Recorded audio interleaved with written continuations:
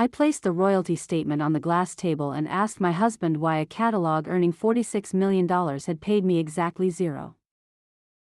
Julian's lawyer stopped turning the pages in front of him. Across the table, the buyers had gone very still.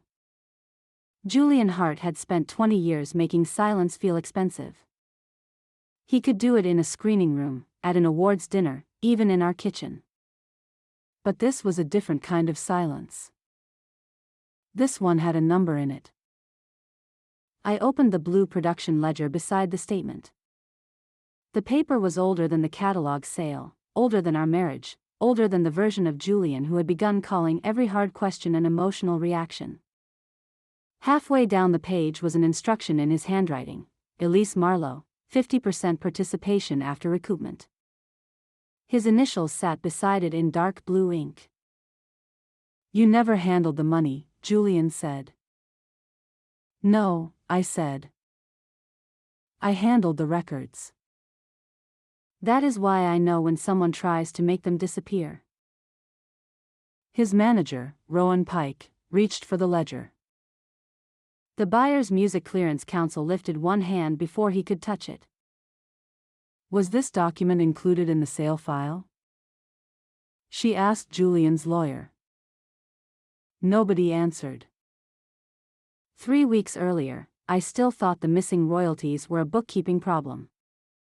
I did not know my husband had built an NDA to make sure I never learned what he had taken.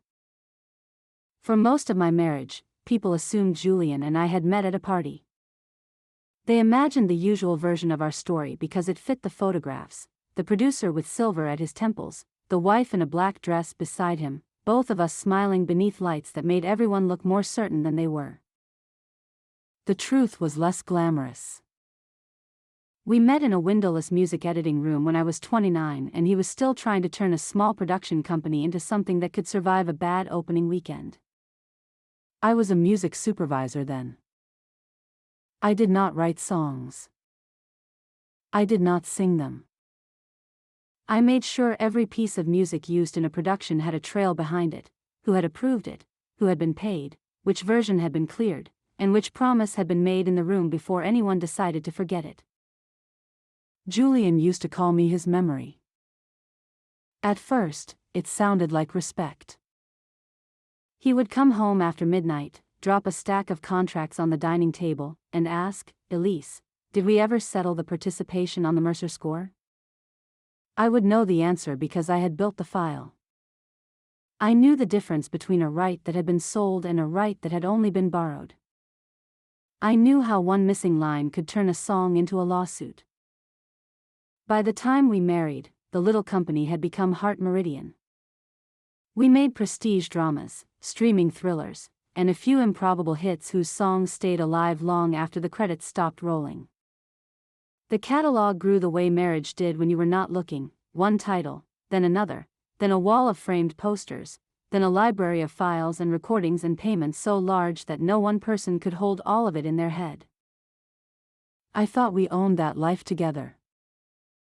I did not mean I believed I owned Julian's talent. I meant that I had trusted the sentence he used whenever a reporter asked why I was not on a payroll chart or a red carpet credit. "Elise is my partner," he would say. "She was there before any of this had value."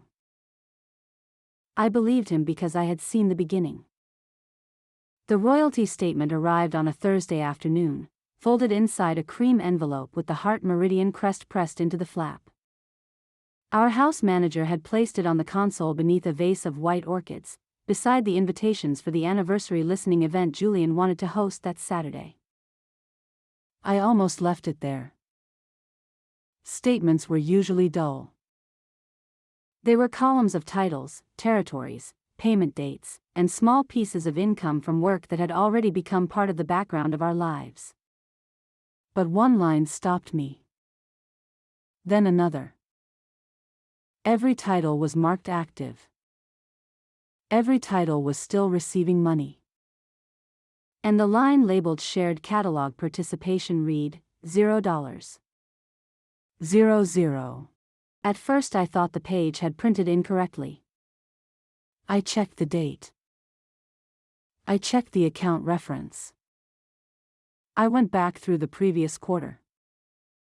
In March, the balance had been just over 6 million.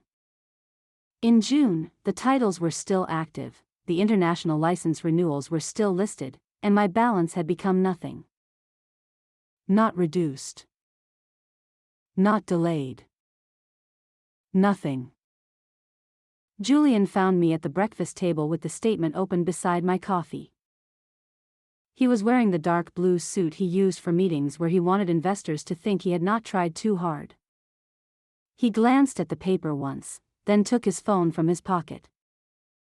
"That is an accounting cleanup," he said. "Rowan is consolidating the royalty streams before the catalog review." "Consolidating them where?" "Elise." He smiled as if I had asked whether the orchids needed water. "You do not need to worry about this." That sentence had changed over the years. In the beginning, it meant he wanted to protect me from a difficult negotiation. Later, it meant he did not want to answer. By then, I had learned to hear the difference. "The catalog is still earning," I said. "But my participation balance is 0. That is not a formatting issue."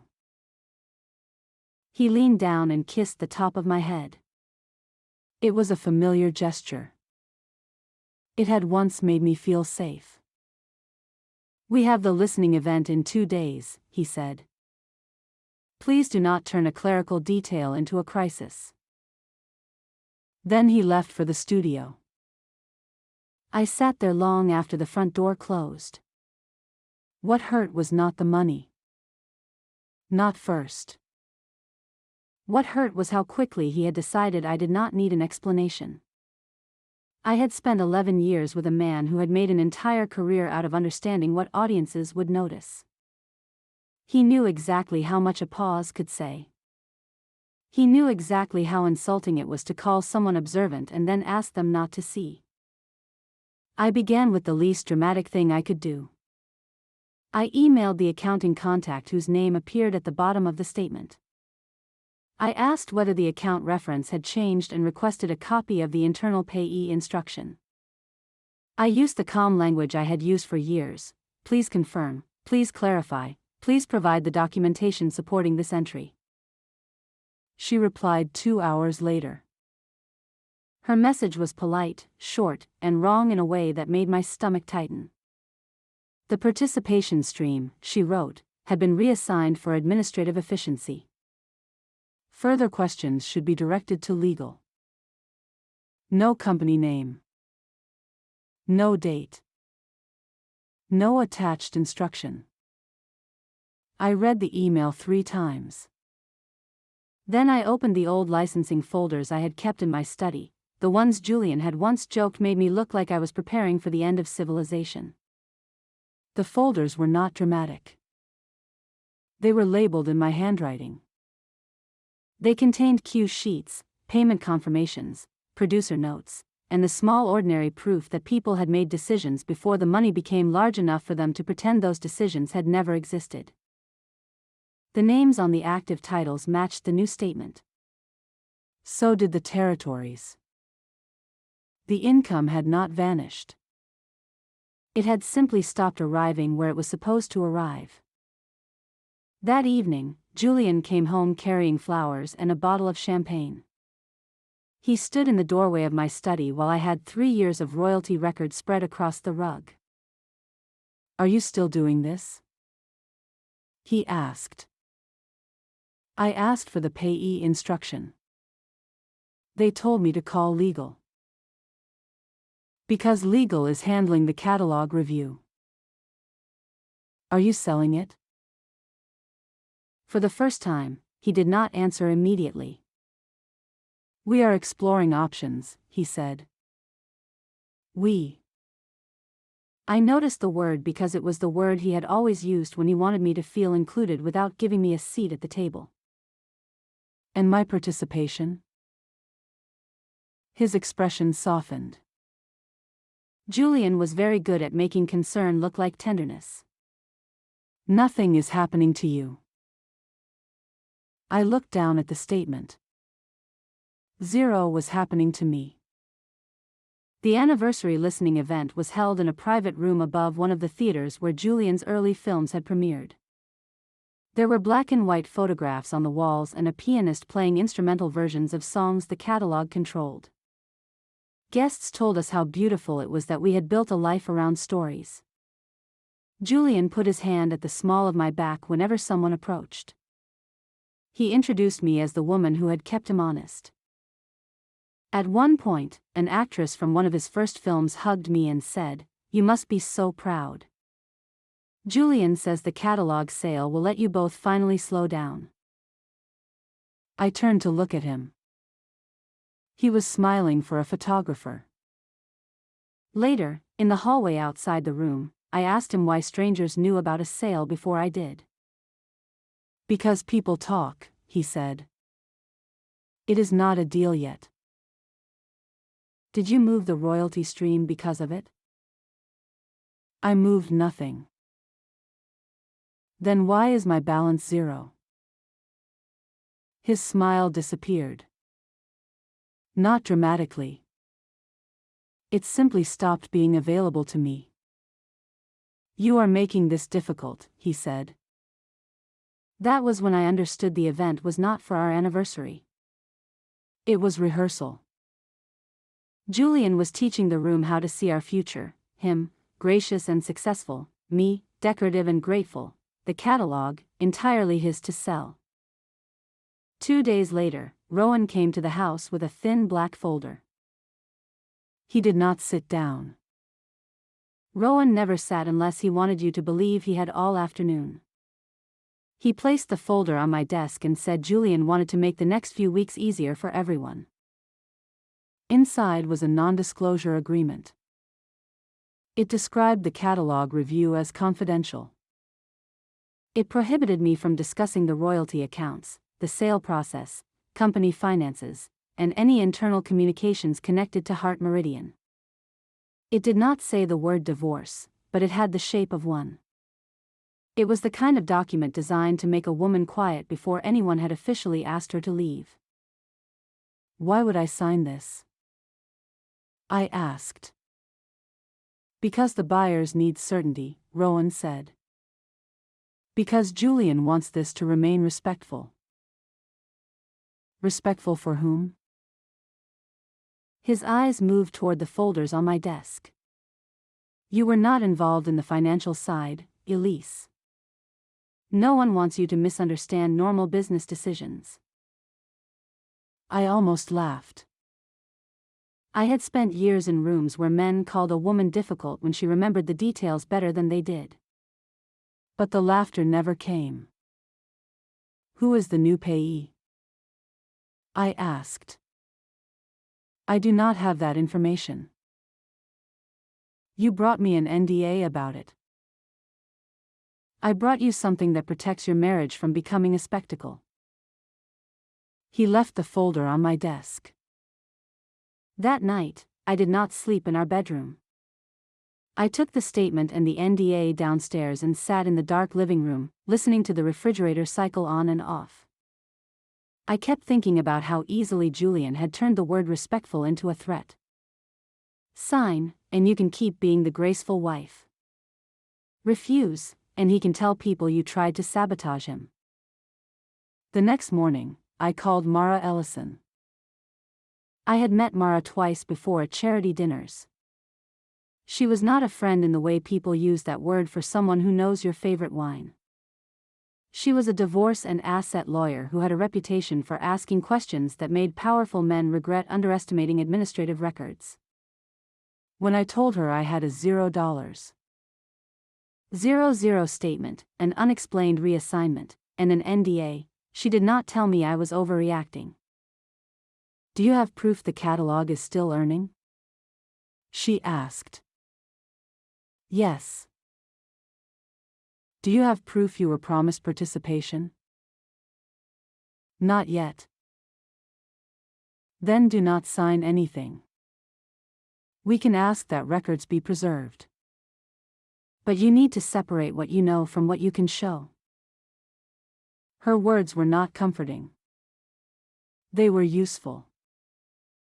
I had spent 3 weeks being told that my understanding of my own work was an emotion. Mara gave me a structure instead. We sent a narrow preservation request that afternoon. It did not accuse Julian of theft. It did not announce a lawsuit. It asked that records connected to the shared catalog, participation statements, payee changes, and sale materials not be destroyed, altered, or removed. Julian called me within 10 minutes of receiving it. You hired Mara Ellison? I asked questions. You made this legal. You made it secret. There was a pause. I could hear the muted sound of a car door closing around him. You are going to embarrass yourself, he said quietly. You were never a business partner. You helped with music. It was a small sentence. It landed like a blade because it was built from something true enough to wound. I had not been in every meeting. I had not held Julian's title. I had trusted the marriage to mean more than a corporate designation. Then why do you need me to sign an NDA? I asked. He ended the call. Mara introduced me to Tessa Grant, a forensic accountant who spoke about money the way I spoke about records, as a sequence of ordinary decisions that could be followed if someone had not been allowed to erase the trail. Tessa reviewed the statement, the payment references, and the email from accounting. She did not promise an answer. She told me what the numbers could and could not establish. Within 2 days, she found the name of the new company, Meridian Rights Holdings. It had been formed 6 weeks before Julian told me we were considering a catalog sale. Rowan was listed as its manager. The company had received the participation stream, but the documents available to us did not say why. The timing matters, Tessa said. But timing is not the whole case. What is? Why you were supposed to be paid in the first place. That answer brought me back to the beginning. Before Julian had an office with glass walls, we worked out of 2 rooms above a restaurant. The catalog was not a catalog then. It was a list of productions that might fail. I built the licensing archive because no one else wanted the job. I made copies of session agreements. I logged which songs had been created in-house and which had only been licensed for a year. I kept the payment notes because musicians needed to be paid before producers needed to be admired. One rainy afternoon, after a film we had nearly lost money on finally broke even, Julian had promised me a share of any future catalog income. He said it would be fair. He said we were building something that should protect both of us. I remembered the conversation. I did not remember a signed agreement. For 3 days, I searched every folder in my study. I found emails, early budgets, notes from sessions, a photograph of Julian asleep at his desk with a yellow legal pad beneath his cheek. I found proof that I had been there. I did not find the one document that would tell everyone else I mattered. Before Julian made his move, I tried one more ordinary door. There was a woman named Celia who had handled mechanical license reconciliations for Heart Meridian since before the company had a receptionist. She was not a friend of mine. She had always been careful around Julian, which I understood better now. But she had once spent 3 hours helping me untangle a payment dispute because a composer had been paid in euros instead of dollars and nobody else thought it mattered. I asked her to meet me at a coffee shop near the old studio. I did not tell her I had hired Mara. I did not ask her to send me anything confidential. I put the $0. 00 statement on the table and asked a question I already knew she would not answer directly. When a participation account is reassigned, Is it normal for the previous participant to receive no explanation at all? Celia looked at the statement, then at the door. It depends on the agreement, she said. Does it depend on whether the catalog is about to be sold? Her face changed just enough. Elise, I cannot be involved in this. I am not asking you to be involved. I am asking whether I am imagining what the dates mean. She pressed both hands around her paper cup. The new company started asking for reports early. Before anyone said the word sale out loud. Rowan told us it was a housekeeping vehicle. He said the old reports would confuse outside reviewers. Outside reviewers? She closed her eyes for a second. That is all I can say. It was not proof. It was not even a document. But it changed the feeling of the room inside me. Julian had not woken up one morning and decided to reorganize some income. He had been preparing people around him to accept a version of events before he prepared me to survive it. On the drive home, I called one of the composers whose early session files I had found in storage. Her name was Naomi Bell. She had written themes for 2 of Julian's first successful films, and she was one of the few people from that time who still answered my calls without first asking whether it was for a publicity event. I did not tell her about the missing money. I asked whether she remembered the rainy meeting when Julian had promised me participation on the catalog. There was a long pause. The meeting after the Harbor Street mix? She asked. Yes. I remember you were the only person who asked whether the musicians would still get paid if the films became valuable later. Julian said you were keeping him honest. I looked through the windshield at a line of cars moving nowhere. Did he say anything about me? He said, Elise gets half of the participation because she is the only one who knows where every promise is buried.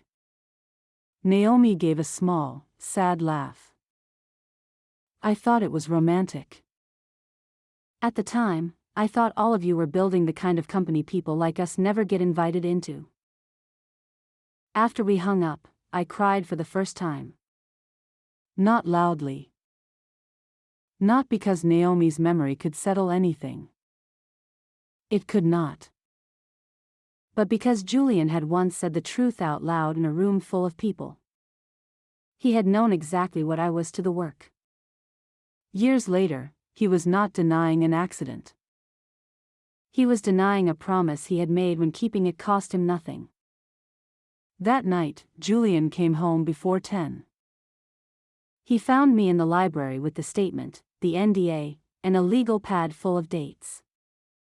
He did not ask what I was doing. He poured himself a drink and stood near the fireplace. Rowan says you have been calling people, he said. I called Celia. I called Naomi. I asked about work we all did together. You are making employees nervous. Celia is not an employee of our marriage. His jaw tightened. That is not what I meant. Then what did you mean? For a moment, the old Julian appeared. The one who could admit he was frightened before he turned fear into control. This sale is the largest thing I have ever done, he said. There are buyers, lenders, people who will punish any uncertainty. You do not understand what is at stake. I understand that you moved $46 million before you told me there was a sale. I moved a revenue stream into a structure that protects the company. From whom? He looked at me then, and I knew the answer before he said it. From instability. The words stayed between us. He did not say my name, but he did not have to. In his version of the future, I was the risk. The wife who might ask questions. The woman who knew too much about the records and not enough about the power around them. "You are planning to leave me," I said. He did not deny it. "I am planning for what comes next," he said. We have both changed. I wanted to ask when he had changed. When he had stopped seeing a shared future and started seeing a liability. But I had learned something from the statement. Julian did not become more honest when I asked emotional questions. He became more careful. So I asked the practical one. "Is Meridian Rights Holdings yours?" He set his glass down. "You should speak to counsel." That was his answer. The next morning, I walked through the downstairs rooms of our house with a notebook. It might sound strange, but I needed to see what had belonged to both of us in a way I could name. The piano Julian had bought after our first hit. The framed gold record he had insisted be placed in the hall. The shelves of screeners and music books I had catalogued by hand before we could afford an archive team. None of it was proof of a financial right. But all of it explained why the betrayal felt larger than a statement. Julian had built a public life with objects that said we had done it together. Now he was trying to keep the objects and send me away with the feeling. Mara told me to keep a separate journal of every conversation, date, document, and deadline. "Not because your feelings do not matter," she said. "Because the details will let you use your feelings without letting anyone dismiss them." I wrote down the morning Julian called the transfer protection. I wrote down the afternoon Rowan delivered the NDA. I wrote down Celia's careful phrase, "housekeeping vehicle," and the date Naomi remembered hearing Julian promise me half. Tessa found another change in the reports. A group of titles had been moved into a sale bundle labeled Legacy Administration. The phrase sounded harmless. But the titles were not old failures sitting in a drawer. They were the very productions whose music had created the reserve on my statement. The bundle had been prepared with a valuation that assumed no participation dispute existed. If the buyers rely on that file, they may believe Julian can transfer all the income cleanly, Tessa said. Can he? That is what the ledger will help answer. But the sale file is moving faster than our request. For the first time, I felt the deadline as something physical. The sale was not only about money. Once the catalog passed into new hands, Julian could say the past was no longer his problem. He could tell everyone that the place where I belonged had been sold before I found the door. I did not sign the NDA. Instead, I placed it in a clear folder beside the $0. 00 statement. I wanted the documents together because they told the truth about his plan. First, take away the income. Then, ask her to promise she will never talk about why. When Julian's lawyer called the following afternoon, I did not argue. I said only that I would not sign an agreement limiting discussion of an account I had not been allowed to understand. He warned me about consequences. I wrote down his words. He asked whether Mara had advised me to do that. I told him no. I had advised myself to do it because I had spent my life keeping records for people who assumed they would never need them. Then Julian made his move. He announced that I would no longer attend the premiere of a film whose score I had helped clear. His publicist told me the seating plan had changed. A trade publication published a gentle item saying Julian and I were spending time apart but remained deeply supportive of one another. People sent me messages full of heart emojis and questions I could not answer.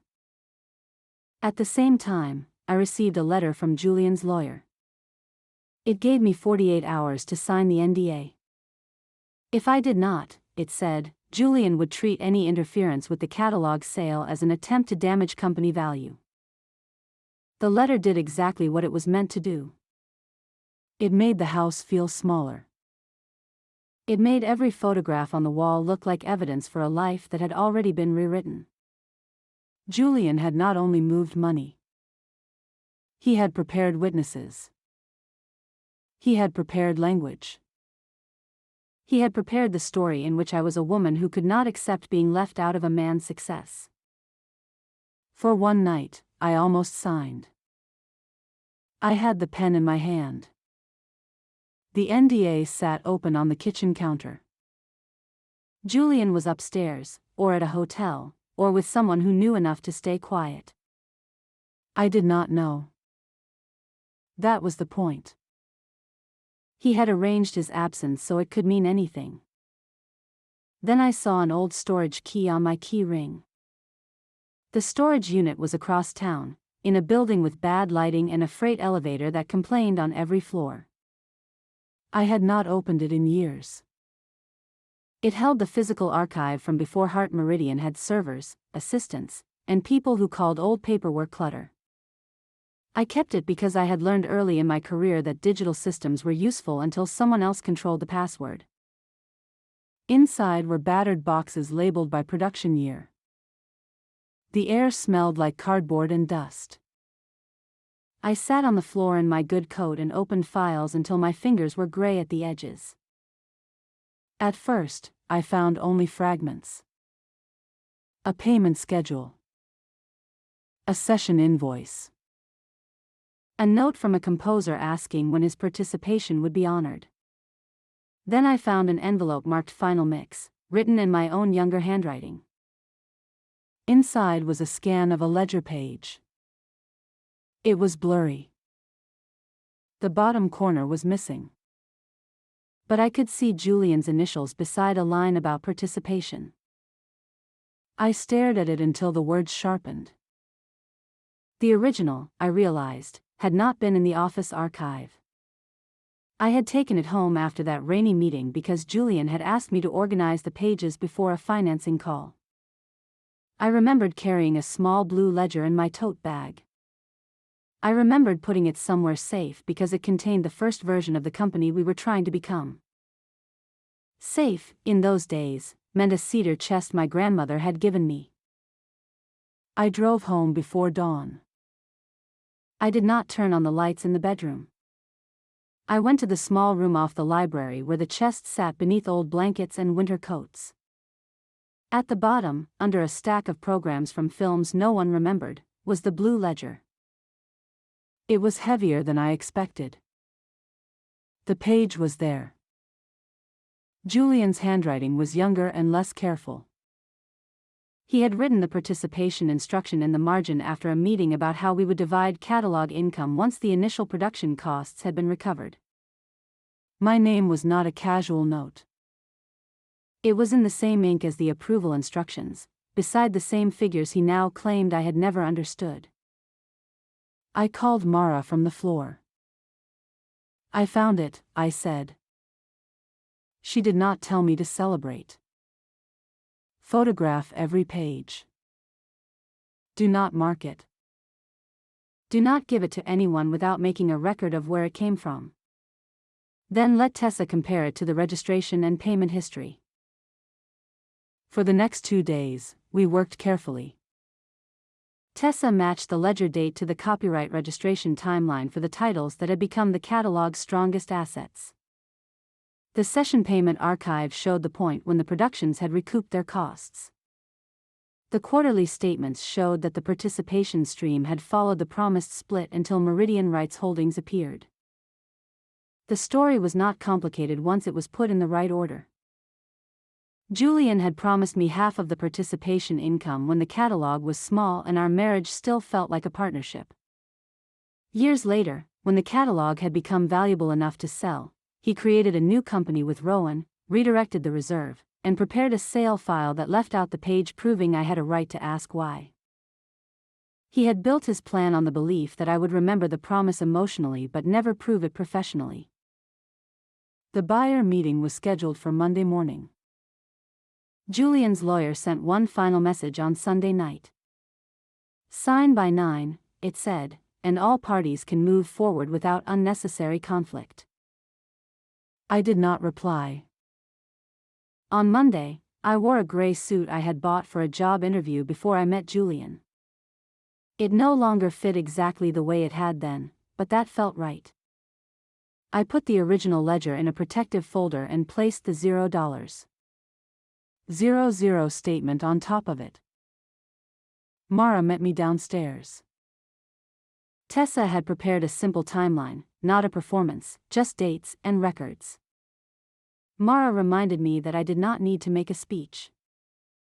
I only needed to put the truth where people with money could no longer pretend they had not seen it. The sale meeting was in a private screening room at the Meridian Hotel. Julian was already there when I arrived.